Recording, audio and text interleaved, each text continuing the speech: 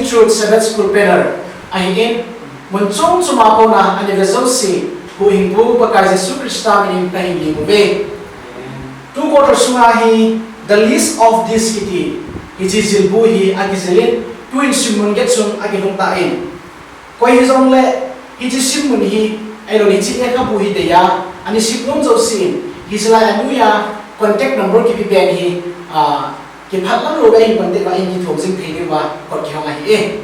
ibi le ama sapenin tunil ha simun get izil home video panelist watching si min phone lo ani bol masai ni ven chuzong ting le ki simun ni na dio taw na chom chai ni man dio hi ama spena kai min chu le pakai hatsa sonel ho ki kai hi cái này hay là evangelist trang rồi ok cái bên này là evangelist cao mới cái bên này là lên mạng xong rồi cái là pakai là cha zon zam ni cái bao mẹ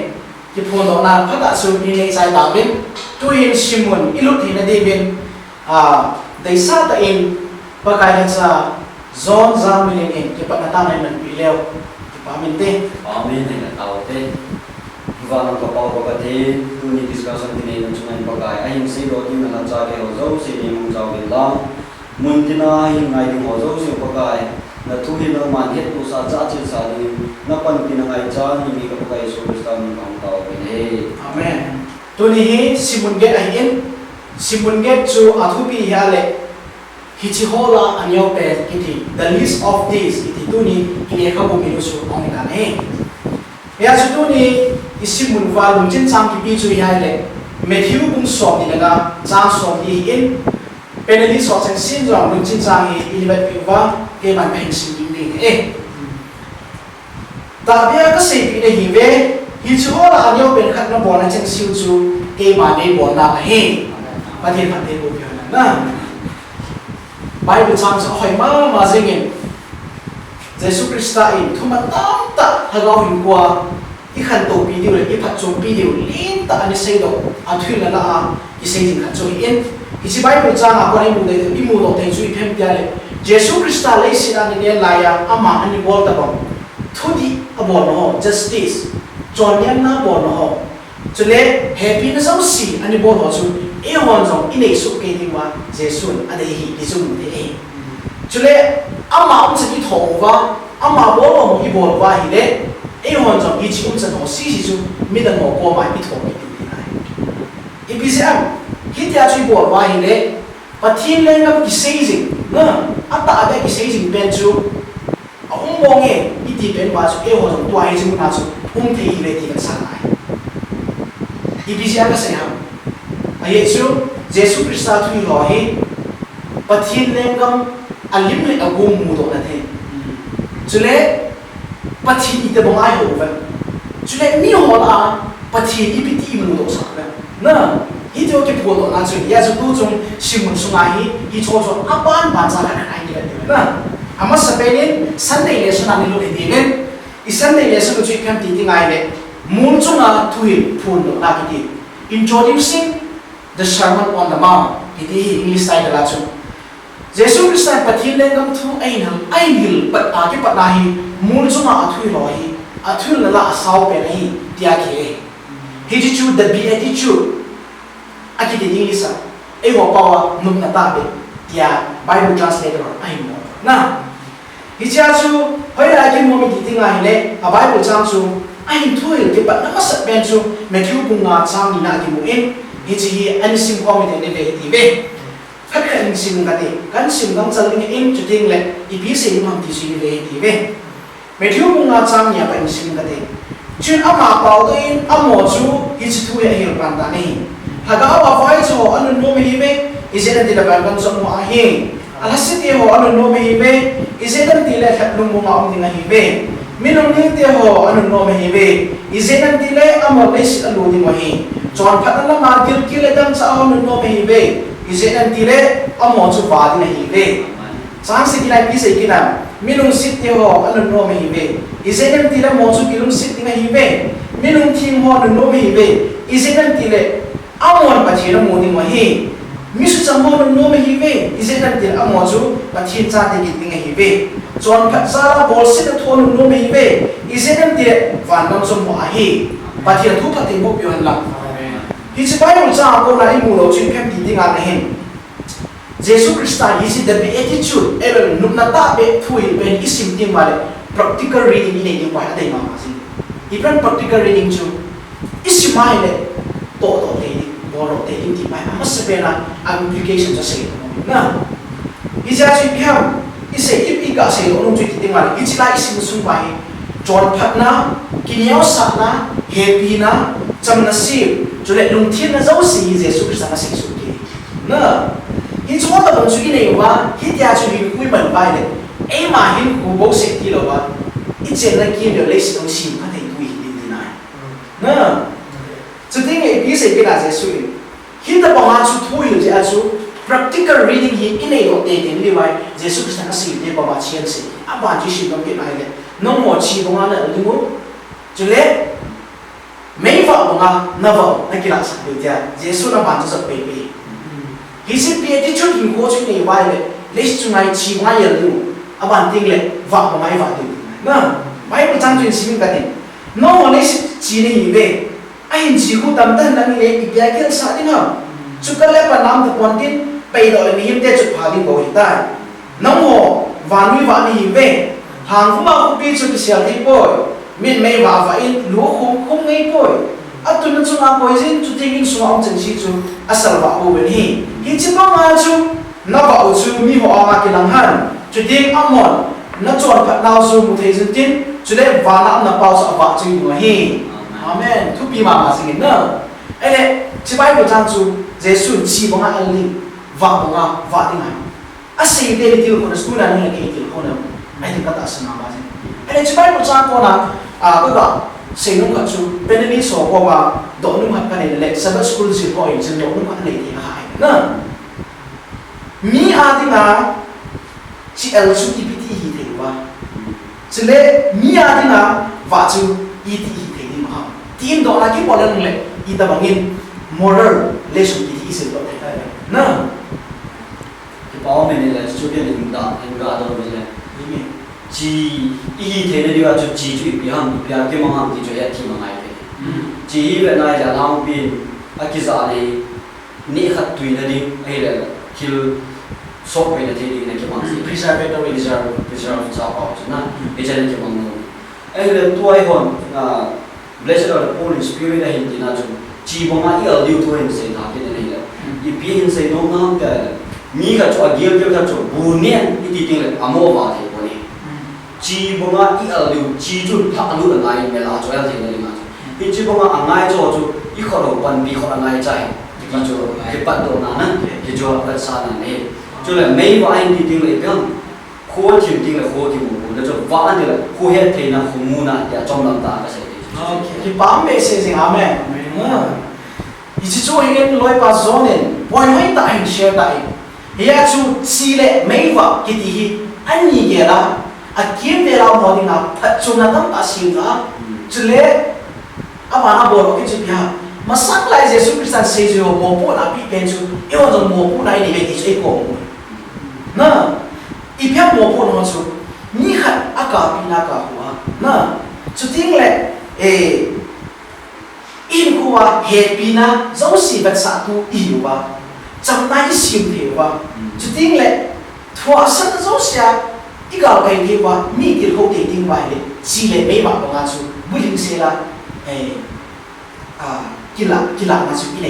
ที่บ้านจูที่ไหนก็เสียนะประเทศนี้ประเทศบุญฮันอาเมนดูเห็นซิมอนอาบานาจิตาวเต็นตัวเฮซิมอนมันเดนีซิมอนยี่ห้อคุณที่เวทายจิจูออกัส19อัตบิจุนิพิเศษฮัมติเลสินจุพัฒนาโซดิกิติทุกอย่างชอบใจเกี่ยวกับที่ว่าเห็นเจตบิโนมตาเห็นยังไงเห็นนะเยซูคริสต์นั้นในสิ่งนั้นเรียนลายอัตุยโลวะเห็นที่ว่าไหนเห็นอามันทั่วมัวเห็นได้ปุ๊บเอง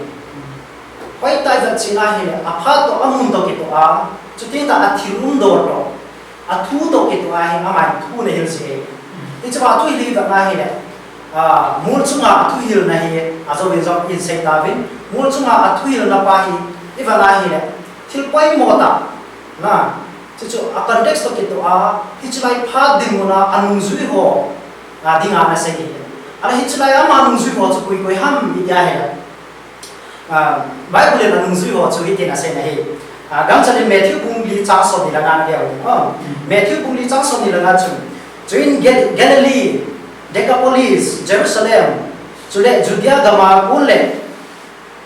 Jordan galana lama puna mi hom tam ta in anunga zui ta hi na anung zui ho chui ba na hi ne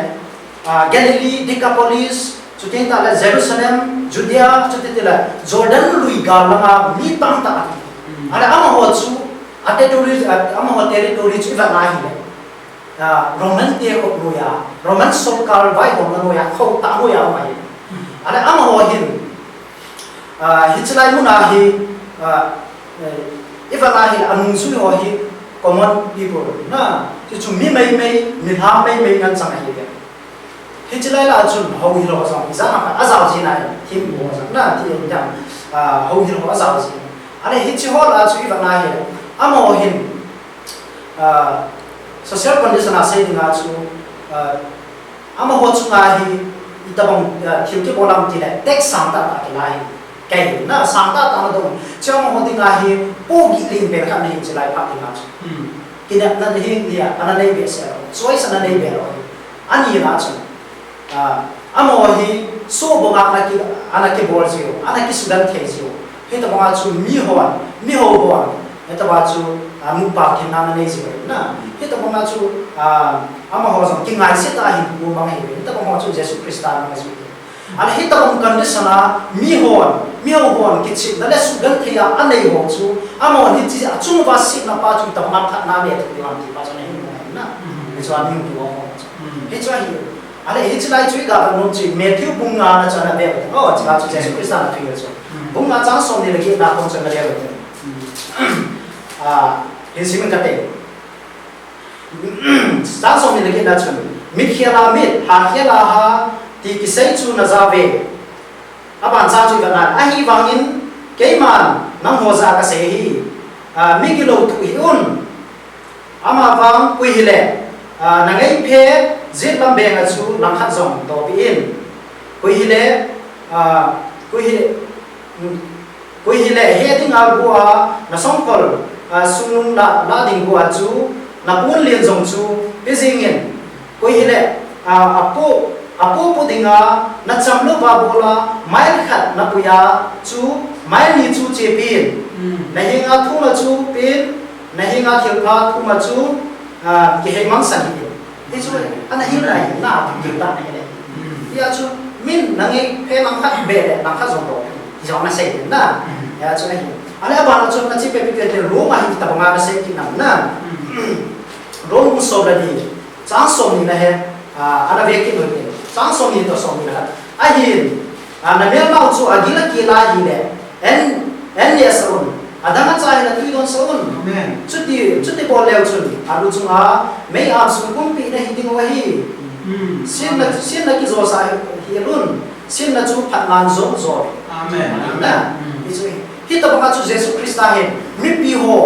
kum ho mi noi nu ho chu ta sa hi na hi chuna thil kha ni la do no mu chu pi ham te la ka sa ma je na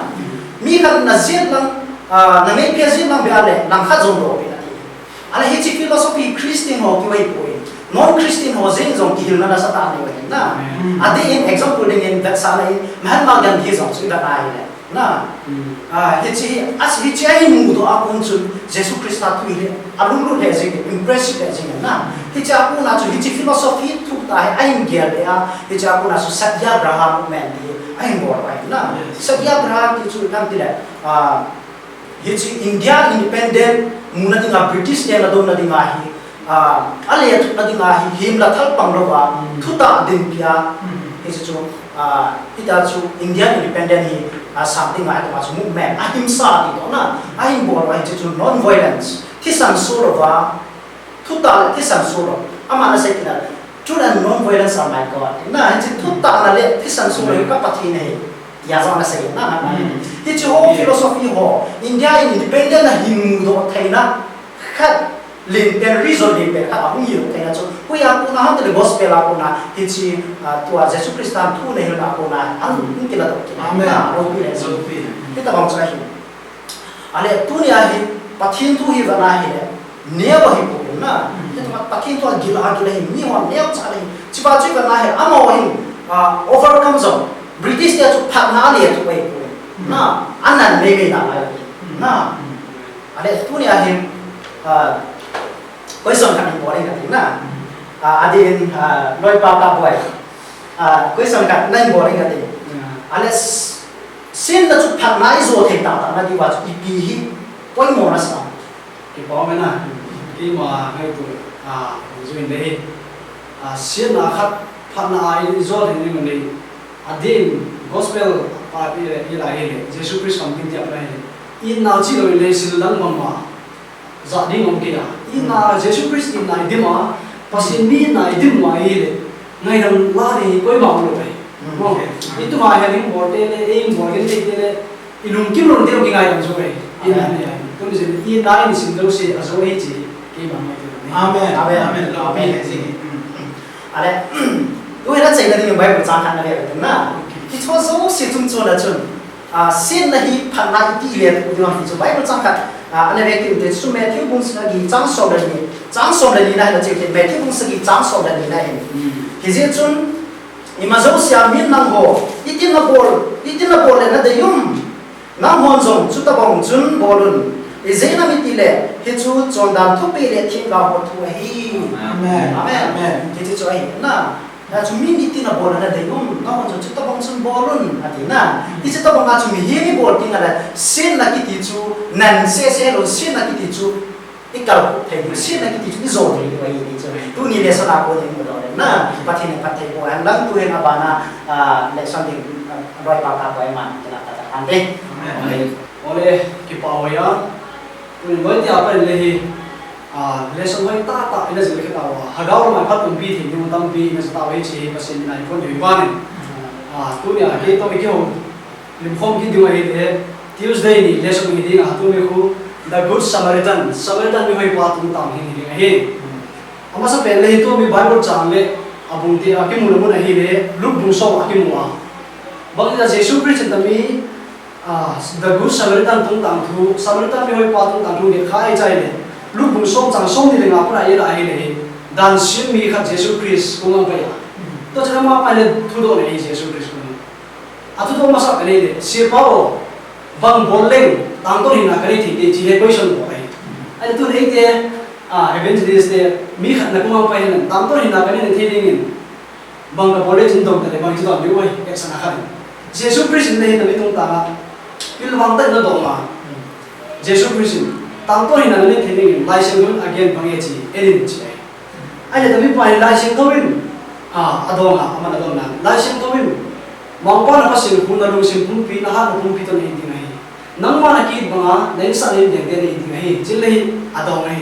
ale Jesus Christ lu sim bi asu ha Jesus Christ alung ki ma to bang ba bole jin so ai ale ta na dan sim bi pa ama le ma justify ji de ma ki sim tam sa so le Jesus Christ position na bo ki da ko ye en sa en den ti who is my neighbor chen de thlo na ni ki bai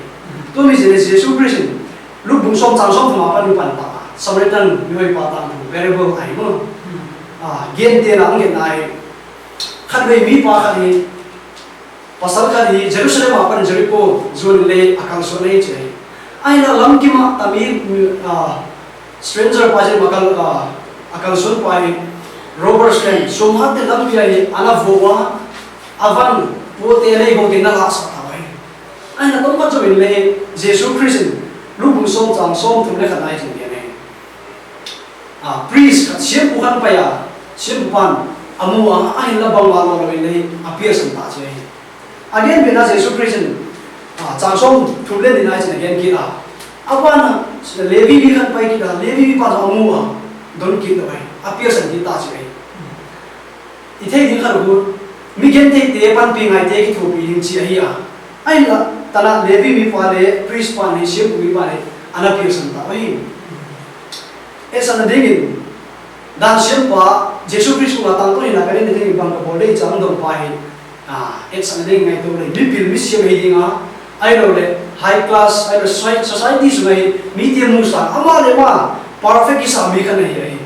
ai le athudon bunai athudon ai the two commandment ijidema the two heart of the commandment ma pa na pasin kun ru sin kun pi ta nei di mai nang ma ki bai len san ne te Christian te ai bukim na ai in na ne mai le pasin de na ai Amen. Christian te bukim na ai tana Jesus Christ ne again te na priest le siap bukan le levi mi khat asana tunin ilaw khat waisun bi kan dong le ajin Jesus Christ bangli na tami parable again na hi priest le levi mi na sang kha de dong ik sana asa ade adong ke di yung duai ngai dan den de Ken don mong cái gì kan so Okay. Ibisia pakai Kristen parable asa hi levi mi le thim ko wa za ham te ha le tu la ya jong thagao kun ko ai ba na le thim ko ho chu pakai tha cha hi ven na ko ven sma chale levi mi te chu thim ku chi a hi ven han pakai Israel mi te la ko na san han tu ma hi ven na han tu chu ma the hi ven chu ba nga chu tu la ya ho ke ba na le hobung pakai ho na im ba nga elo le pakai e khan hi ba nga so e mon na dunia hi ngai lut na sei ba nga so ngai lut na nei lo ba Krista so nei lo ba he til pas ki bol tre lo na til pa bol na ko na so e ho bi ta ki til pa bol anei lo ko ki to bi mai so ki to bi na so e ki pe le na ho bi ta so ki pe le ho pa thien ho ai ki ngai lo lai ta pa thien ho lo ne ki ki pau me sama boya pa boy me ha share mutawan Jesus Christ tana priest pa levi mi pa na gen jam nei changsom thum le thum na chin na gen ki nei tu chen Samaria mi khat Samaritan mi khat pa ya ama pang ya stranger pa lam zo khurjin pa mo ta chen a he pi adona tu chen agam sa tu ma tu sa e chen nei ati thu pi ta je changsom thum le thum na ki mo mai Jerusalem apa Jericho da lam pi ku 25 to 30 kilometer ki dom la hi to chen le ab Jesus Christ lai le Jerusalem apa Jericho lam pi ku bloody road ai lo le bloody pass mi te le si sam ki su na lam pi chen na thi bang je che le robbers ha ai sum ha te na ha je la mi lam zo te angin ta lam zo te ana pho je wa ani go ke na la sa je mai to me je le Jesus Christ lai Jerusalem apa Jericho ta lam pi ku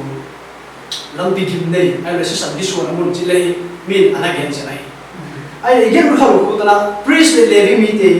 dela ba sa mong boy na share pe ba magin ama priest ne ko spiritual leader hagaw ma lam kai ai le pasia le mi hing te Israel te ki kala palai na sem ti ana hi mai levi mi te ko pasia nam mi te te ne ki ama se ko na sem de atir te ne ki pasia in sum mi te chi na to ba na an na te ai la ama te le I na ne lo ju pasia sing le song lo no na bang si de pasia le ami sa uten ama na se lo ana se lo ta se sing le song ki sa bang le Samaritan mi pang sam khai Samaritan mi pa ko bang mi de Samaria mi chin ai Samaria ko ya de Samaria ko Northern Kingdom chi de ma salam gam kai ha salam gam kai ko bang ga mai chai le Lake Solomon ama si zo le atapa Rehoboam le Jeroboam lengam ke sawa lengam ke che le Jeroboam Northern Kingdom ai le ko mas pen pa le Northern Kingdom so salam gam kai ku milin be ni tu ta ai ai le Samaria ku milin be na mai milin be chi tane le pasina pa gam mang le va mang le unfaithful to God pasina le ki ta lu be sa ai ai la Levi bi pa le priest pa le ni te ga Jerusalem te te hi ju le pasien nam te te ni ke pasien ju te ni ke ai la ma de ina nei lo ju le pasien Samaria mi pa pasien la para cut off chi nei wa gam na ta pa pasien na sam je ai la ta la Bible chang tam bi en de ke le Matthew ko ngal chang som le na ye ki la he le in neighbors le ko te chi le ki mu chi ki la priest le Levi mi te ama hol la le neighbors le a boundary ana ne so ma limitation ana box mai ai la Jesus Christ na isa na din de ko hello na biya mo ti ma gilke an pi adam mo ta tu pi na che hi nai mu te ku bangai chile levi mi te gun mi ki thu pitana a context ai la hi among them differences on caste creed or religion levi mi te nei vom le kam thu le tien na gam le abien akiba lo ai mi ki thu pi lo ai tari u pasien de lo ta ne ai a point ni na hu pasien nam tiang te nga pasien mi te nga la in ne nga pasien expect line le among them nei lo win adang khai na siap so pasien dei bang na siap ki dai athum na ye ten ki ru bangai je human approval rather than God no pasien pa ta sa mi hin pa ta thalo na aje pen u among them le priest pa le vi mi pa le ya lam zon pa mu lai mi dang koi ma mu mu lai ba je kan mi kan amu di kan men le ki thu bi mai le bai aje pen they want to get praise no mi te pa ta hi thalo hi si man ahin la apai san ta je apai san ta ba samaritan mi pa pasien adi na mi ki ta lo pa le nam ti ro hinon hilo ba ham pa mi gen the pa ki nei lo pa amu ching le a happy ama bang bang mi ka hi na pan pi nga ai je mu ching ki thu pi ai ta ai mu je ku pasienin ama na se lo ai le mi dan sang ai ji lesson mai ai ki ai amen pasien mi dan so ni bo sa ta hen le ki pa be se jingin loi te ho hin aba ne chan satan tua hi ke man ka hin lid de nga hin Wednesday ni ho hin se di hin atu pi chu le mi ho pa le Lazarus di je mas pena ka se je nom chu mi ho pa le Lazarus hi mi dam ta in thu sim ta ta den a hiu chen ji in so le van gam chung chang thu ho se ji hin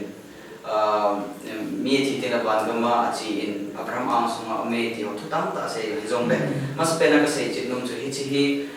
thule pakai su kristan a se thule mo na kha ne hi in thu sim ta ta hi po ni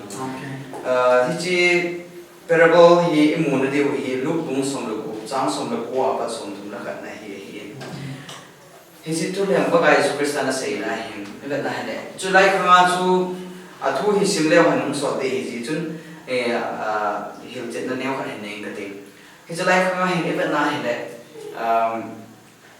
có cái Superstar chỉ thu lệ mà xây na hi mini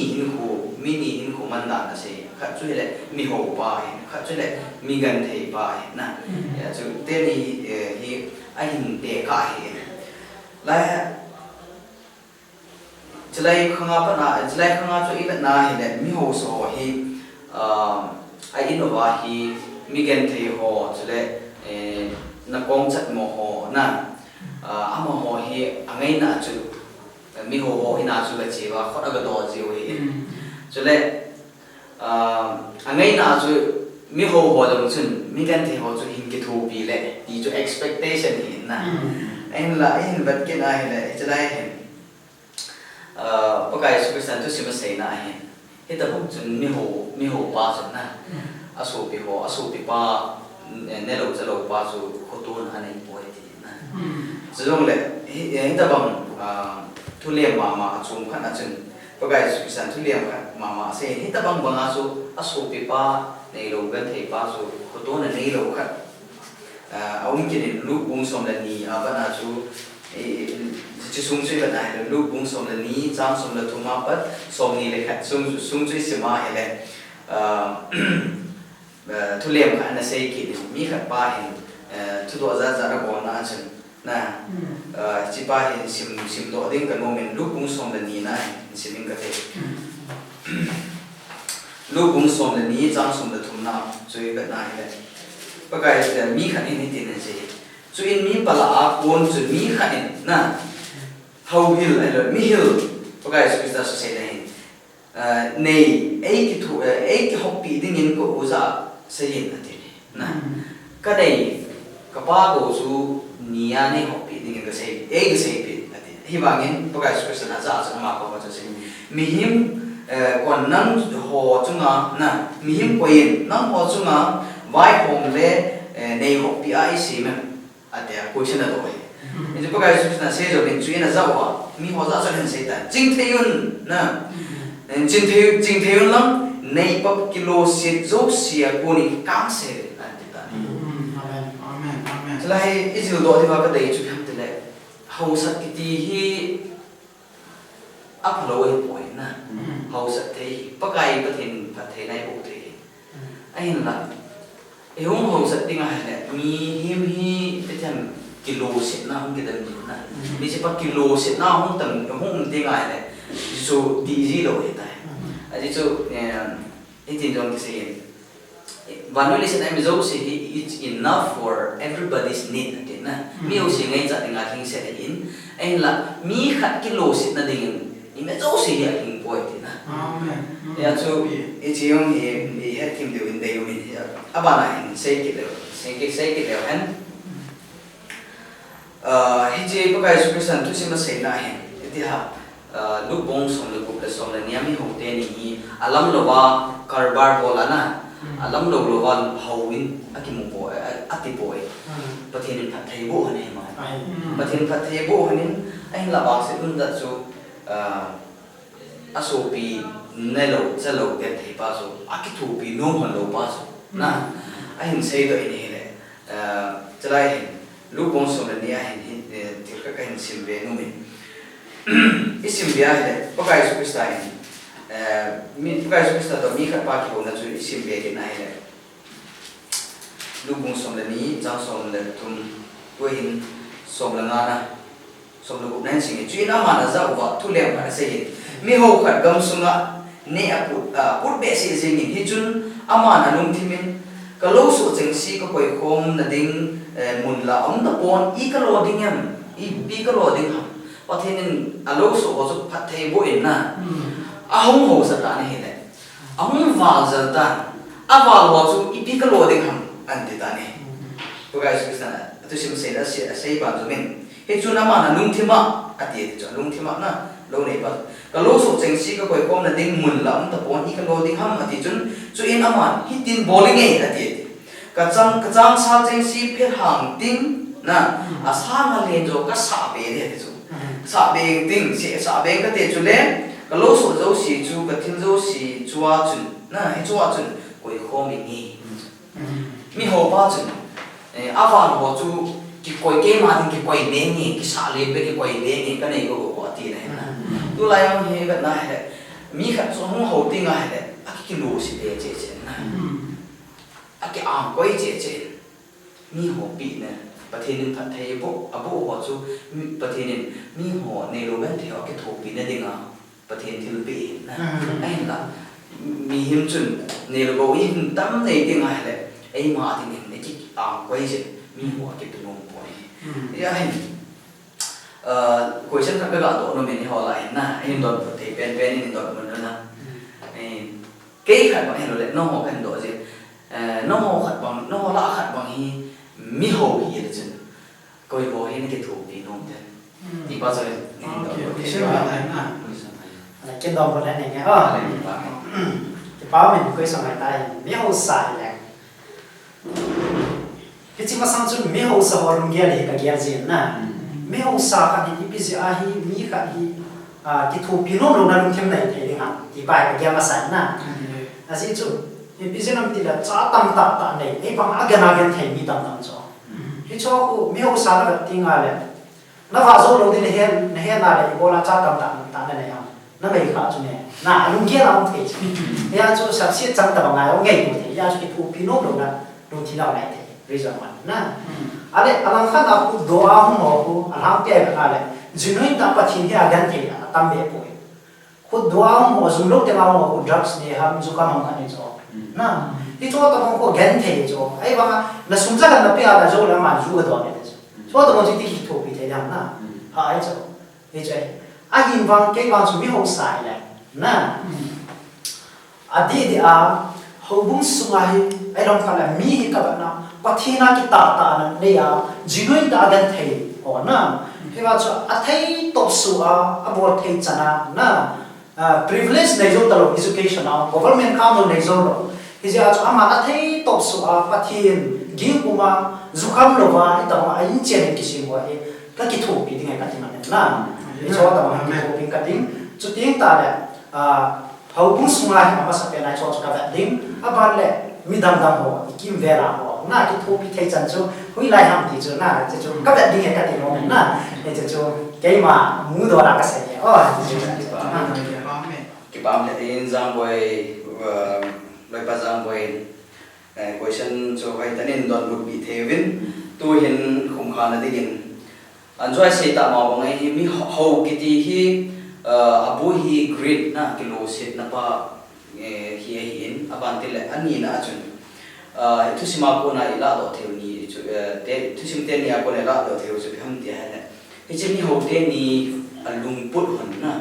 cái mi hin khoa cho lẽ bắt thiên aban tele sum la bai cho lẽ mi dong ho chung à lung put pa so adi lo gì hết thế na lung put so adi a le chun mi ho cái thô pinum na nei de adi ne so giống lẽ aban ka sei nung che lẽ Lazarus tên itu si makuna la tu thế là tu hin khoa ithil choices in ho dei than na in te ho hin khununga in khu na akit na hin kho kit na dinga pa hi effect anei cho ya chui na hele tu ne mi gan thei mi ki thu pi ngai so chu itabanga idon lo kan iti ki thu pi kan i pa he na i khunung hin kho deu chan de ma tong khai ki yes i ha ko a che na ding pakai su kristan a hil na chun nei le go kiti het na na nei le go nei hen lang nei le go koi chi koi tu na hen lang nei le go ho la hin ti ni cái số si sia chun pakai len ga ma ku na wan ga ma ku na ai la mang the ai kai mang the he ti ni ya su i chi the dio ngai yen self center or self reliance ho nei lo dio ya su pakai su kristan hil nu ma chele amasan ama nei ngam da chong na ho ma sa ve chele pakai pathenin pathei bu mi pi ho pathei bu na ho hi mi dam ho to ke ho dial din na ti a nei lo wen thei ho ti hi he tu ne se do na ma chu Amen. Amen. Rồi thì họ bắt cái là cho ban ban xin một tên gì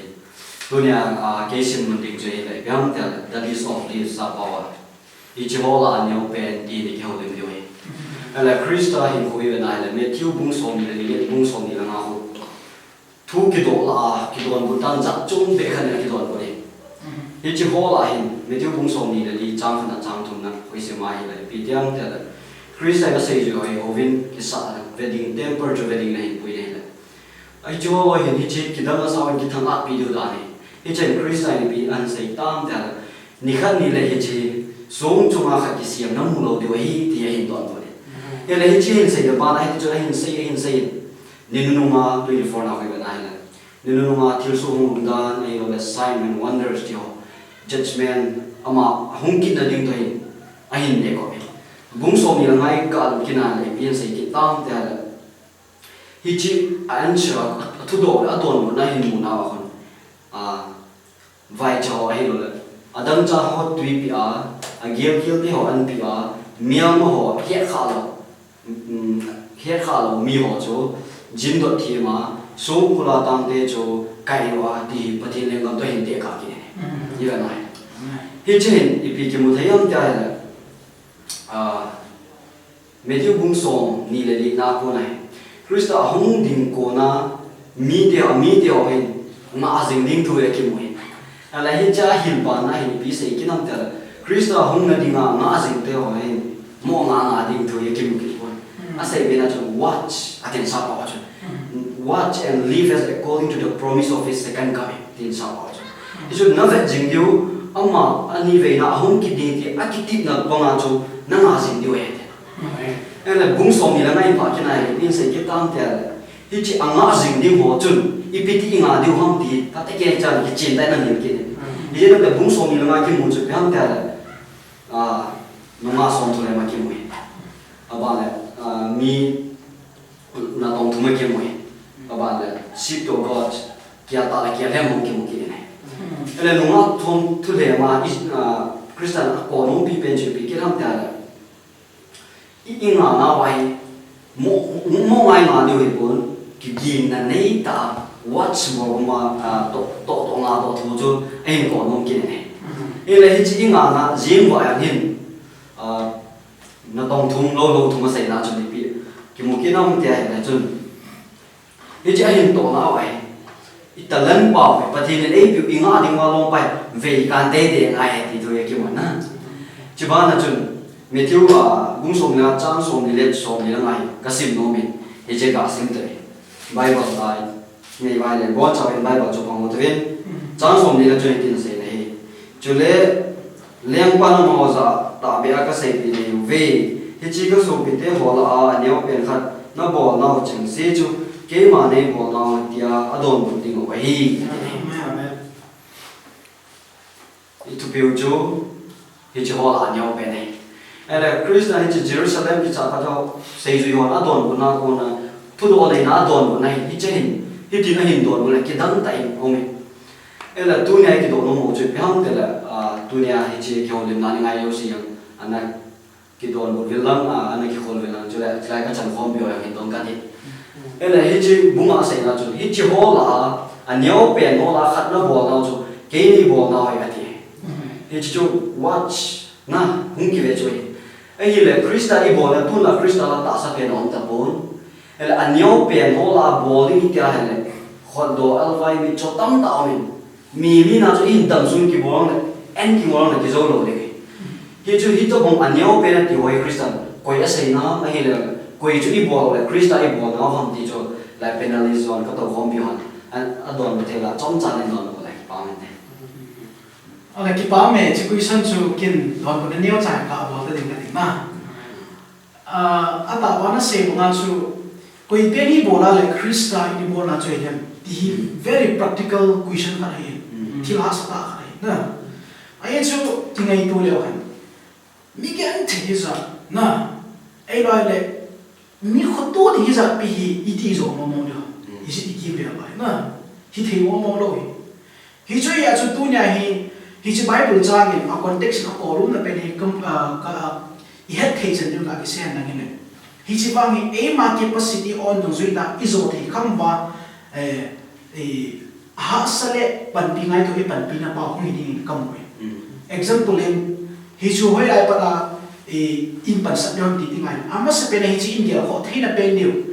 Krista in zan na thei pen niu chu number 1 na i ho um chan khom ti niu ni de history ikine pi pen to ha thi pi pen number 1 na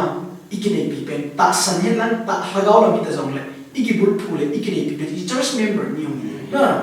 hi chu isu lo wai le ada na chum thil tam tan thil pha tam ta bor jong lo han i thi ina to cho a thon ding ka ta sa na church member chu ma cha bang chu i to do so thei wa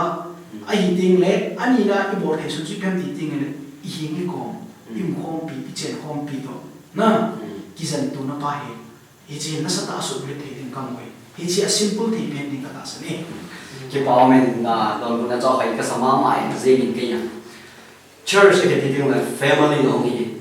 Christian ministry ke pat na ding chu family ai ke na in sumai bo zo lo la gam pa ma go bo zo ta san lo ding thu ka ai he chun I ho ben su ni si ma le in su ni si mai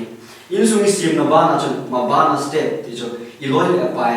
he le chen hom pi I chu la pan pi ngai cha agil gil te ho en ni sa ni ti tho se he le I chen ni pi ham na ga gil la chun Krista la ta sa me le ngin ko hum ki win te ka gil la ki le ko homo en ni hom te hin ti ding chu la ha sa tai thu le min ga la le wa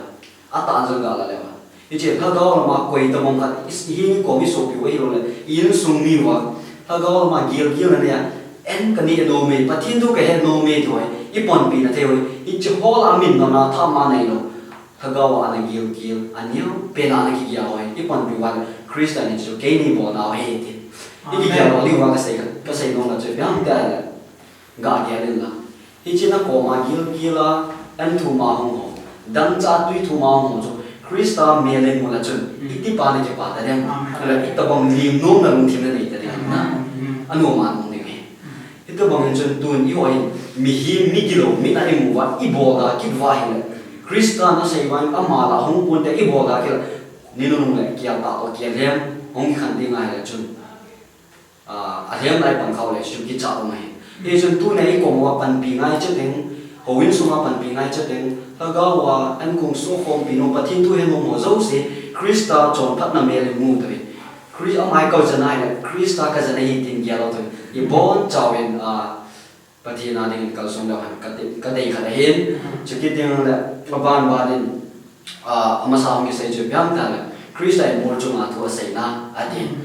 evangelist on yo in sei ta chuma ba na sei na ki ro chu byang ta si nei phat na gar zo di in sei ki aba na chun samarta mi papa di chung chang ki ki aba na hin la mi ho pa to Lazarus ti ong ki sei ki tun hi chu zo si la chu an nin nung pen tong ni nga pa kai nei ko ve te Amen. Amen. ave ho zo sei pa din pa te ko ta no Amen. cái bảo bé sẽ sinh hình cái lúc nó toàn không mà sinh hình được là do nên thuần xảy chứ cái học tế nô mình cái lúc toàn thật tạo chơi đấy mình gần thấy họ chú mi phật lâu ấy là mi mẹ làm rồi đến Christa mẹ lại một điều thì bao chú cái lúc toàn không mà pakai jadi chú pakai su Christa hôm nay tiếng lệ question Hindu điều chú iman Hindu đó đi na Hindu điều chú mình này lúc gần thấy họ chú này cái thổ bì na nó còn không ngạo không nhìn này thủ bị bồi ấy hình tí khả năng bao không cái gì này thì chỉ tu niệm anh cái gì theo ấy tin thì mấy cái này mi gần thế họ không tin là hay Christ mẹ lên mua cái thủ bị giữ tết cái cả nó Lâu bị papa mau bé sẽ gì na cái bảo bảo bé sẽ gì tu ni simun hi chi hola anyo bé ni simun ge sim na wa chun sat ta pik zau si abane chang inzil su kevin chom kim ta in thim su ke ta ve ya chu jesu christa in pathin lengam thu hil na hi ejileng gama ding gam mi hi na chang zo si chun na chole ama hom kit nga ho zo si chun ile si in ko man sung wa hi anyo pe ho ke ho na in hui ban jing wa chu jing le mi khu tu thim na mi e pe thim na chon nem no ho